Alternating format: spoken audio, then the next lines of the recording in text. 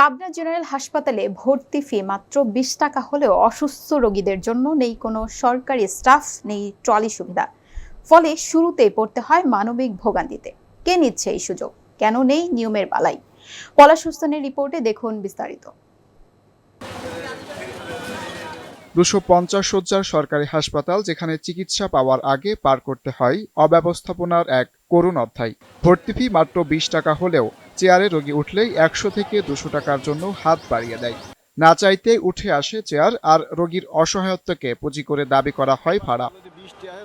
রোগীর স্বজনরা বলছেন, জোর করে বসানো হয় ট্রলিতে, তারপর দাবি ২০০ টাকা না দিলে নামানো যাবে না। বাধ্য হয়েই দিতে হয় এই অবৈধ টাকা। সরকারি হাসপাতালে নেই কোনো সরকারি ট্রলি। এই শূন্যতা পূরণ করছে অসাধু একটি চক্র, যাদের কোনো নিয়ম নেই জবাবদিহিতাও। হুইল চেয়ার চাওয়ার জন্য গেছিলাম এখানে, ওখান থেকে হুইল চেয়ার আমাকে দেয় নাই। আমি হাতে করছিলাম, আমার থেকে কারিয়ে নিয়ে গেছে, নিয়ে যা বলছে রুগী কই, রুগী দেন, আমরা ঢাকায় নিয়ে যাচ্ছি। নিঃস্বাধীনে কাজ করছে, ভিতরে গেছি, ভিতরে হুইল চেয়ার আমার দেয় নাই। মহিলা ছেলে তো ১০০ টাকা নিছিল, ওই মহিলাই নিয়ে গেছিল। এখানে মানুষ সেবা দিই স্যার। এই যে রুগী যাইতে পারছে না, লিয়ে যাচ্ছি স্যার, এখন বাইরে যাচ্ছে, একটা আলটা দিয়েছে, একটা সিবি দিয়েছে, ওনারাই বলেছে তাই নিয়ে আসছে স্যার।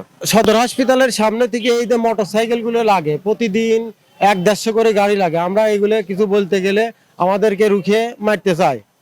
এখন এটার জন্য রুগী এসে জাম বাঁধে থাকে, রুগী এসে নামতে পারে না, গাড়ি ঘোড়া যানজট হয়ে যায়। তাই আমরা চাচ্ছি আপনারা এগুলা প্রশাসনিক ভাবে এগুলা ক্লিয়ার করেন। পাবনার বিভিন্ন ইউনিয়ন থেকে অসহায় গরিব রোগীরা আসে। যখন একটা মানুষ চিকিৎসা নিতে আসে বা অসুস্থ হয়ে আসে, তখন তো স্বাভাবিকভাবে অসহায় হয়ে আসে। সেই অবস্থায় এসে ২০ টাকার টিকিটে ভর্তি হয়ে ১০০-২০০ টাকার টলি, বা অনেক ক্ষেত্রে শুনেছি ৫০০ টাকারও টলি লাগে, নিয়ে যদি ভর্তি বেড পর্যন্ত যেতে হয়, সেটা আসলে অত্যন্ত কষ্টকর হয়ে যায়।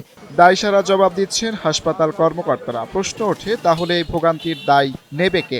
গত উন্নয়ন সভার মিটিং এ জেলা প্রশাসক স্যারের যে মিটিং ছিল, সেই মিটিং এ স্যারের নির্দেশে এখানে যে বহিরাগত চেয়ার বা দালালদের যে দৌরাত্ম্য রয়েছে, সেগুলা সম্পূর্ণরূপে বন্ধ করার একটা নির্দেশনা স্যার আমাদেরকে দিয়েছেন। সেই ফলশ্রুতিতেই আমরা সবাইকে বলেছি এবং আমরা স্থানীয় প্রশাসনের সহযোগিতায় তাদেরকে হসপিটাল থেকে নির্মূল করার একটা প্রক্রিয়া কার্যত চলমান রয়েছে। এ যেন মানবতার কাঁধে বাণিজ্যের ভার। সরকারি হাসপাতাল হলেও এখানে যেন সবকিছুই চলে অদৃশ্য নিয়মে।